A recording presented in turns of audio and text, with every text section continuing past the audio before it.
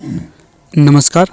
आज की इस वीडियो में हम डिस्कस करेंगे हिंदी साहित्य की अति महत्वपूर्ण पंक्तियों की। अक्सर हिंदी साहित्य के प्रत्येक परीक्षा में इस तरह की पंक्तियां पूछी जाती हैं। खासकर अगर हम बात करें एनटीए नेट की, तो एनटीए नेट में पंक्तियों पूछने का प्रचलन बहुत अधिक है। तो इसी के तहत इस वीडियो को लाया गया है, जहाँ पर आपको बहुत ही महत्वपूर्ण पंक्तियाँ बताई जाएंगी। अगर आप लोग इसे नोट करना चाहो तो आप इसे नोट कर सकते हो, क्योंकि आपको इस तरह की पंक्तियाँ बहुत ही कम देखने को मिलती हैं। तो चलिए देखते हैं पहली पंक्ति। तो पहली पंक्ति है, मधुबन तुम कत रहत करे, बिरह वियोग श्याम सुंदर के काहे ना उकट्ठी पड़े। ये पंक्ति किसकी है? तो ये पंक्ति है सूरदास जी की। तो सूरदास जी का समय माना जाता है 1478। अगली पंक्ति है, सिसोदियो रूढ़ियो महारो काई कर लेसी। पंक्ति किसकी है? तो ये पंक्ति है मीराबाई की। तो जो मीराबाई का समय माना जाता है, ये तो माना जाता है 1498 ईस्वी, और ये भक्ति काल की महत्वपूर्ण संत थी। अगला प्रश्न है 3, पंत जी की आभासित होने वाली सामाजिकता में उतनी सामाजिकता नहीं है जितनी निराला की आभासित होने वाली व्यक्तिगता में है। पंत जी के आशावाद में भी उतनी शक्ति नहीं है जितनी निराला के निराशावाद में है। प्रस्तुत आलोचनात्मक कथन किसका है? तो ये कथन है नामवर सिंह का। अगला कथन है, कल्पना शब्द का जितना अधिक प्रयोग और उसकी जितनी लोकप्रियता डैश के द्वारा मिली, उतनी पहले कभी ना मिली। रिक्त स्थान में क्या आएगा? तो यहाँ पर आएगा छायावाद। तो ये पूरी पंक्ति होगी इस प्रकार से, कल्पना शब्द का जितना अधिक प्रयोग और उसकी जितनी लोकप्रियता छायावाद के द्वारा मिली, उतनी पहले कभी नहीं मिली। अगली पंक्ति है 5, वेदना में एक शक्ति है जो दृष्टि देती है, जो यातना में है वह दृष्टा में हो सकता है। ये कथन किसका है? तो ये कथन होगा अज्ञेय जी का। तो अज्ञेय जी का जन्म माना जाता है 1911 में। आप इन तथ्यों को भी याद रख सकते हो।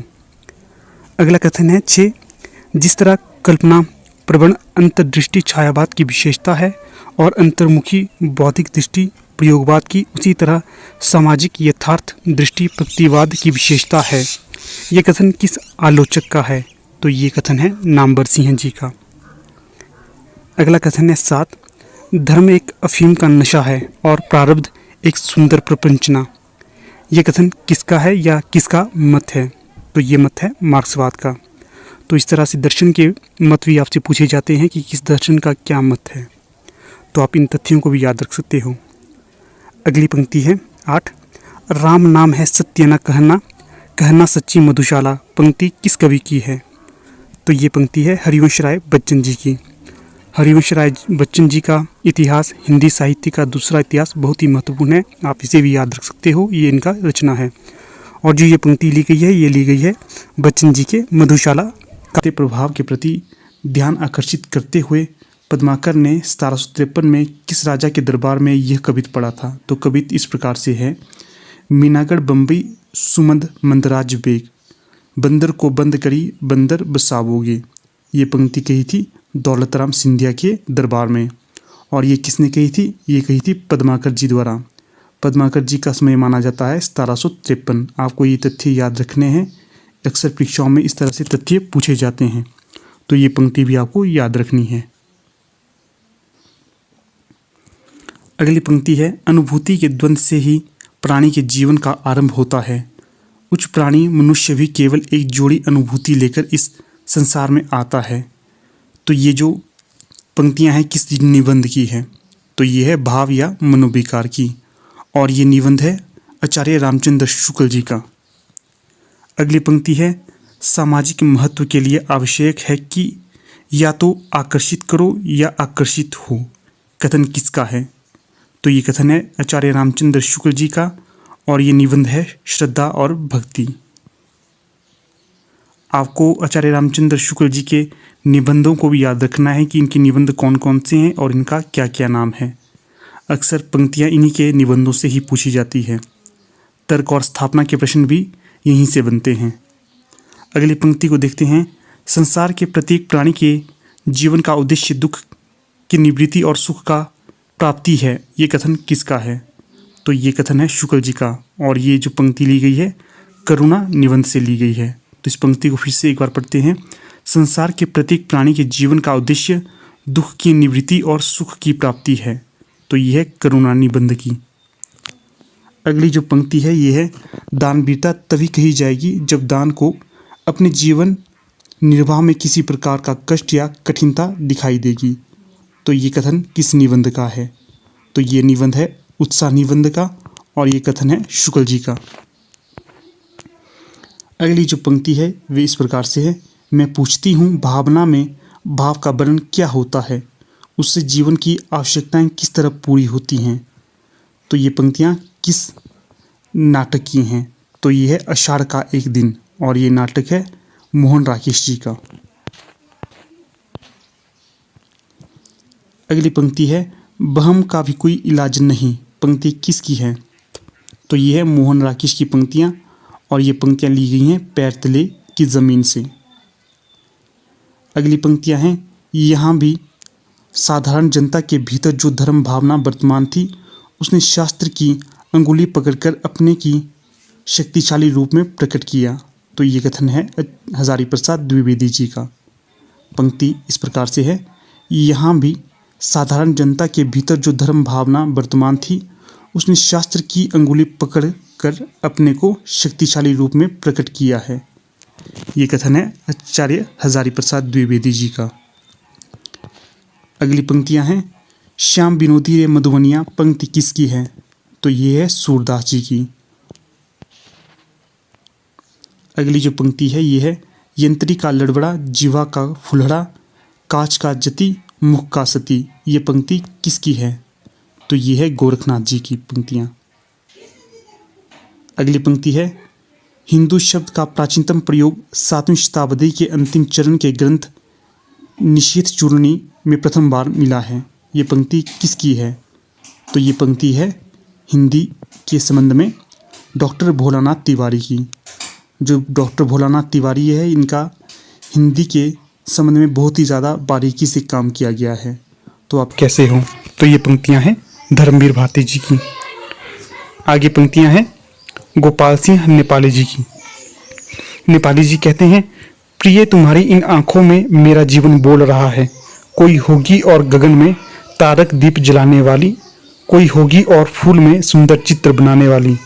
तो ये पंक्ति है गोपाल सिंह नेपाली जी की। आगे है अज्ञे जी। अज्ञे जी कहते हैं, भाषा यूँ तो मानव की मुक्ति का श्रेष्ठ उपकरण है, पर वही दीवारें खड़ी करने का अद्वितीय सामर्थ्य भी रखती हैं। ये दीवारें अदृश्य होती हैं लेकिन पारदर्शी नहीं, इसी में तो उनकी शक्ति होती है। तो ये पंक्तियां हैं अज्ञे जी की, आपको ये याद रखना है, पंक्तियां पूछी जा सकती हैं। तो यहाँ पर हम बात करते हैं अज्ञे जी का जन्म हुआ था 1911 में और जो इनकी मृत्यु हुई थी वो हुई थी 1987 में। जन्म को याद रखना है, जन्म है 1911। आगे पंक्तियां हैं जयशंकर प्रसाद जी की। प्रसाद जी कहते हैं, अधरों के मधुर कंगारों में, कलकल धुनी की गुंजारों में, मधु सरिता सी ये हंसी तरल, अपने पीती रहते हो क्यों। बेला विभ्रव की बीत चली, रजनीगंधा की कली खिली, अब संध्य मले आकुलित दुकुल, कलित हो यूं छिपते हो क्यों। पंक्ति है जयशंकर प्रसाद जी की। आप इन पंक्तियों को पॉज कर भी पढ़ सकते हो या नोट डाउन कर सकते हो। आगे है पंक्तियां हजारी प्रसाद द्विवेदी जी की। द्विवेदी जी कहते हैं, बसंत भागता भागता चलता है, देश में नहीं काल में, किसी का बसंत 15 दिन का है तो किसी का 9 महीने का, मौजी है अमरुद 12 महीने, इसका बसंत ही बसंत है। तो ये पंक्तियां हैं हजारी प्रसाद द्विवेदी जी की। जो द्विवेदी जी हैं इनका जन्म हुआ है 1907 में और इनकी मृत्यु हुई है 1979 में। इनका जन्म याद रखना 1907 में। आगे पंक्तियां हैं निराला जी की। कई बार परीक्षा में सूर्यकांत त्रिपाठी निराला जी का पूरा नाम पूछा जाता है, तो इनका जो पूरा नाम है वो है सूर्यकांत त्रिपाठी निराला। तो इनकी पंक्तियां हैं, बरदे बीणा बादिनी बरदे, प्रिय स्वतंत्र रब अमृत मंत्र नभ, भारत में भर दे, काट अंध के उड़ के बंधन स्तर, बहा जननी ज्योतिर्मय निर्झर, कलुष भेद तम हर प्रकाश भर, जगमग जग कर दे। तो ये पंक्ति है निराला जी की। आगे जो महत्वपूर्ण पंक्ति है तो ये है, आज के युवाओं को आगे बढ़ने के लिए नए नेतृत्व और नई खूबियों की जरूरत है। तो ये है राम मनोहर लोहिया जी की पंक्तियां। आगे है कुमार बिकल की पंक्तियां।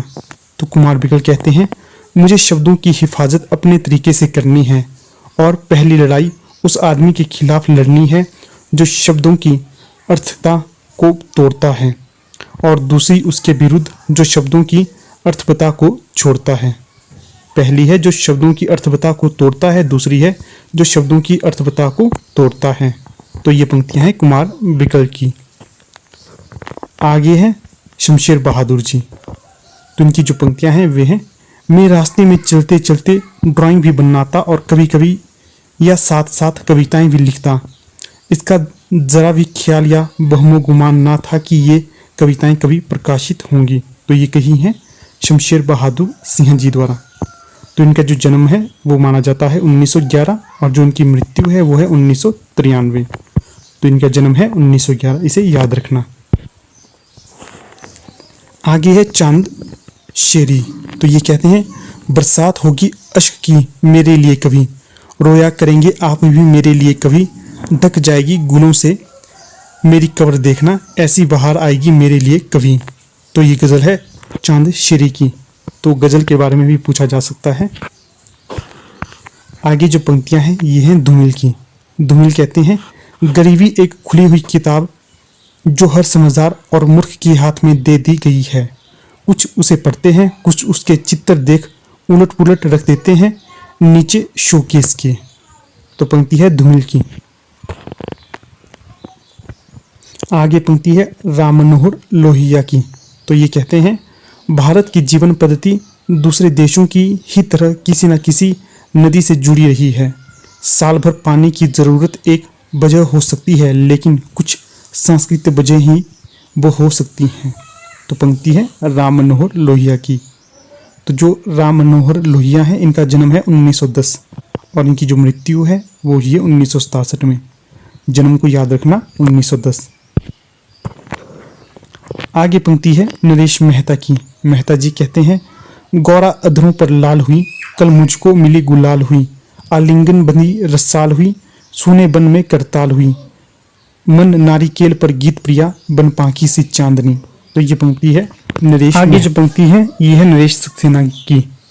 सक्सेना जी कहते हैं, गिरो जैसे गिरती है बर्फ ऊंची चोटियों पर, जहां से फूटती हैं मीठे पानी की नदियां, गिरो प्यासे हलक में एक घूंट जल की तरह, दीते पात्र में पानी की तरह गिरो, उसे भर जाने के संगीत से भरते हुए, गिरो आंसू की एक बूंद की तरह किसी दुख में।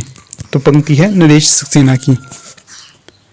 आगे पंक्ति है कुंबन दास जी की। तो कुंबन दास जी कहते हैं, संतन को कहाँ सीख रिसों काम, आवत जावत पनिया टूटी बिसरी गयो हरिनाम, जिनको मुख देखे दुख उपचत तिनको करीबे परी सलाम, कुंबन दास लाल गिरिधर बिनु और सवे बेकाम। तो पंक्ति है कुंबन दास की। आगे जो पंक्तियां हैं ये हैं रामचंद्र शुक्ल जी की। शुक्ल जी कहते हैं, कोई सुखद वस्तु पास में रहने पर भी मन में इस इच्छा का बीज रहता है कि उसका अभाव ना हो, पर अभाव का जब तक ध्यान नहीं होता तब तक इस वासना का कहीं पता नहीं चलता या रहता। तो ये पंक्ति है रामचंद्र शुक्ल जी की। तो जो रामचंद्र शुक्ल का जन्म माना जाता है ये है 1884 में और जो इनकी मृत्यु है ये है 1941 में। इनका जन्म याद रखना, जन्म है 1884। आगे है केदारनाथ सिंह की पंक्तियां।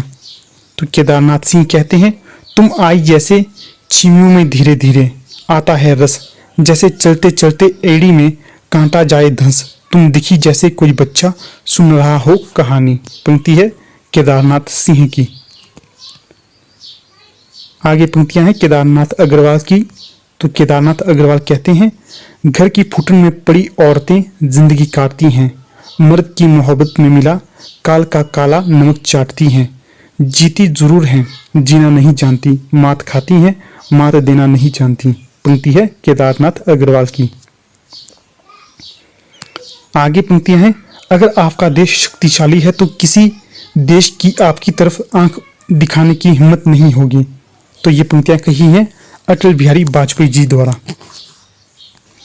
आगे हैं सुमित्रा नंदन पंत। तो ये कहते हैं, इस धरती पर चलने फिरने वाले जीवन की एक अलिखित रहस्य भरी कथा है और उस जीवन के प्रतिनिधि स्वरूप मानव जाति का अपना एक बृहत अकथित इतिहास है। तो ये पंक्ति है पंत जी की, जो सुमित्रानंदन पंत है। तो इनका जन्म है 1900 में और इनकी मृत्यु हुई है 1970 में।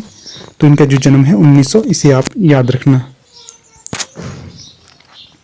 आगे पंक्तियां हैं जयशंकर प्रसाद जी की। प्रसाद जी कहते हैं, सब जीवन बीता जाता है, धूप छां के खेल सदृश सब जीवन बीता जाता है, समय भागता है प्रतिक्षण में, नव अतीत के तुषार कण में, हमें लगाकर भविष्य रण में, आप कहाँ छिपा जाता है, सब जीवन बीता जाता है।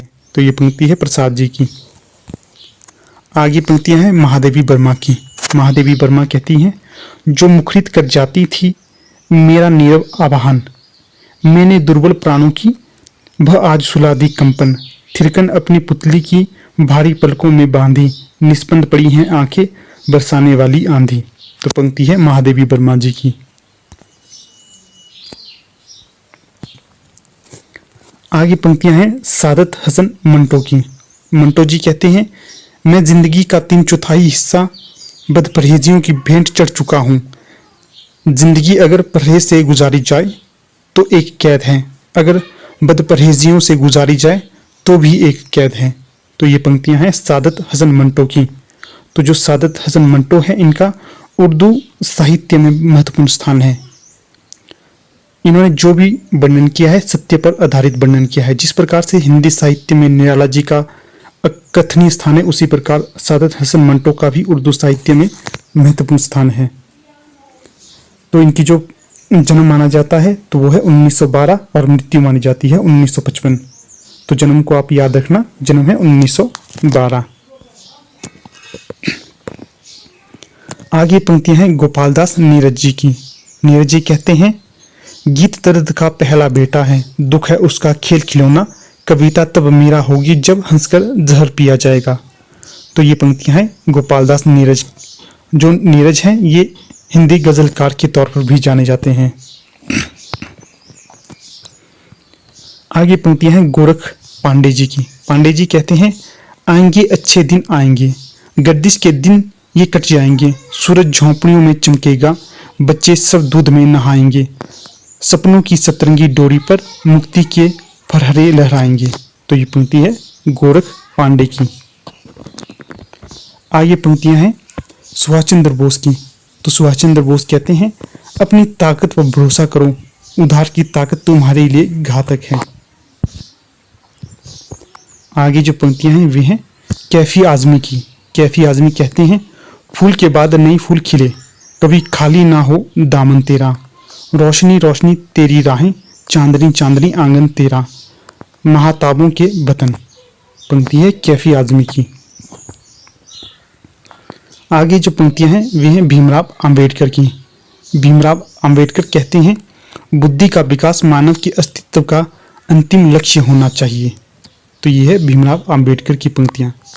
फिर से पढ़ते हैं, बुद्धि का विकास मानव के अस्तित्व का अंतिम लक्ष्य होना चाहिए। आगे जो पंक्तियां हैं ये है निराला जी की। निराला जी कहते हैं, जब तक स्त्रियों में नवीन जीवन की स्फूर्ति भर नहीं जाएगी तब तक गुलामी का जो नाश नहीं हो सकता। स्त्रियों का सम्मान जब तक नहीं होता देवता संतुष्ट नहीं होते। पंक्ति फिर से पढ़ते हैं, जब तक स्त्रियों में नवीन जीवन की स्फूर्ति भर नहीं जाएगी तब तक गुलामी का नाश नहीं हो सकता। स्त्रियों का सम्मान जब तक नहीं होता देवता संतुष्ट नहीं होते।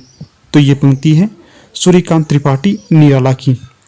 तो जो निराला जी का जन्म माना जाता है ये माना जाता है 1896 में और जो इनकी मृत्यु है वो है 1961 में। इनका जन्म याद रखना, इनका जन्म हुआ है 1896। आगे पंक्तियां हैं दूधनाथ सिंह जी की। तो दूधनाथ सिंह कहते हैं, जा रहा हूँ जीवन की खोज में, संभवतः मृत्यु मिले, संभवतः मिले एक सभ्य सुसंस्कृत जीवन व्यवहार, सांझ मिले बांझ आंच ना मिले, जीवन की राख मिले दसों दिशाओं में। तो ये पंक्तियां हैं दूधनाथ सिंह की। आगे जो पंक्तियां हैं ये हैं ओम प्रकाश वाल्मीकि की। तो जो ओम प्रकाश वाल्मीकि है इनका दलित साहित्य में महत्वपूर्ण स्थान है। तो ये कहते हैं, चिड़िया उदास है जंगल के खालीपन पर, बच्चे उदास हैं भव्य अट्टालिकाओं के खिड़की दरवाजों की कील की तरह, ठुकी चिड़िया की उदासी पर। तो ये पंक्ति है ओम प्रकाश वाल्मीकि की। पंक्ति फिर से पढ़ते हैं। चिड़िया उदास है जंगल के खालीपन पर, बच्चे उदास हैं भव्य अट्टालिकाओं के खिड़की दरवाजों की कीलों की तरह, ठुकी चिड़िया की उदास पर। तो ये पंक्ति है वाल्मीकि जी की। तो आगे पंक्तियां हैं। ना जाओ मेरे दोस्त वहाँ रस विहार के लिए, अपराध है जहाँ बजना हर सितार के लिए। तो ये पंक्ति है केदारनाथ अग्रवाल। तो यहाँ पर आप देख सकते हो हमारी टीम के द्वारा LT TET DSSB TGT PGT Hindi इत्यादि के लिए व्हाट्सएप ग्रुप बनाया गया है। ये पेड व्हाट्सएप ग्रुप है। 1 टाइम आपको पेमेंट करनी है और आपको लगातार यहाँ पर स्टडी मैटर मिलता रहेगा। हर दिन यहाँ पर आपको स्टडी मैटर मिलेगा PDF के तौर पर। जैसे इम्पॉर्टेंट PDF होती है, इम्पॉर्टेंट पुस्तकें होती हैं, हिंदी साहित्य मिलेगा, यहाँ पर आपको GK मिलेगा, करंट अफेयर मिलेगा। जो भी हिंदी साहित्य की परीक्षा को क्रैक करने के लिए ज़रूरी है वो सारी चीज़ें यहाँ पर मिलेगी आपको। ठीक है ना। तो ध्यान में रखकर आप इसमें इस जो व्हाट्सएप ग्रुप में एनरोलमेंट ले सकते हैं। यहाँ पर आपको देखिए करंट अफेयर मिलता है, जो डेली न्यूज़पेपर की जो कटिंग होती है वो यहाँ पर आपको दी जाती है। इसकी जो चार्जेस हैं बहुत ही नॉमिनल रखे गए हैं, 199 एक बार आपने पेमेंट करनी है, उसके बाद आपको ज़रूरत नहीं है इसकी पेमेंट करने की। तो काफ़ी अच्छा प्लेटफॉर्म है ये भी आपको तैयारी करने के लिए। यहाँ पर आपको जैसे पेड कोर्स वाला मैटर तो नहीं मिलेगा, परंतु बहुत ही कम फीस में यहाँ पर आपको सारी PDF इंपॉर्टेंट जो भी होती हैं वो आपको यहाँ पर सेंड की जाएगी। हर एक दिन जो लेक्चर मिलता है उसका PDF भी यहाँ पर आपको सेंड कर दिया जाएगा। और जो इंपॉर्टेंट वीडियोज़ रहती हैं, अगर आप लोग तैयारी कर रहे हैं ना LT टेट की, इसके लिए भी हम आपको यहाँ पर डेली लेक्चर देते हैं। तो उसका भी लाभ उठा सकते हो और जुड़ सकते हो और अच्छे से अपनी तैयारी कर सकते हो। इसी के साथ यहाँ पर देखिए आप हमारे हार्ड कॉपी नोट्स भी अपने घर मंगवा सकते हो। ये जो हार्ड कॉपी नोट्स हैं काफ़ी महत्वपूर्ण और इम्पॉर्टेंट साबित हो चुके हैं, क्योंकि जो अधिकतर बच्चे थे LT टेट की तैयारी कर रहे थे उन्होंने इसे इस तरीके से पढ़ा और उनके सभी के बच्चों के टेट क्लियर हो चुके हैं। यहाँ पर आपको 1500 प्लस मोस्ट एक्सपेक्टेड क्वेश्चन रखे गए हैं हार्ड कॉपी नोट्स पे। अगर मंगवाते हो तो आपके घर पहुँच जाएंगे। एक बार 2-3 बार रिवाइज कर लोगे तो काफ़ी सारे संशय आपके दूर हो जाएंगे और काफ़ी आप प्रिपेयर हो जाओगे परीक्षा के लिए। ठीक है। अगर मंगवाने हैं तो यहाँ पर देखिए नंबर दिया गया है, व्हाट्सएप है, व्हाट्सएप के माध्यम से आप इन्हें मंगवा सकते हैं अपने घर में। यहाँ पर कॉल की सुविधा नहीं है, सिर्फ आप व्हाट्सएप कर सकते हो। व्हाट्सएप के माध्यम से ये चीज़ें आपको प्रोवाइड हो जाएंगी। ठीक है। तो चलिए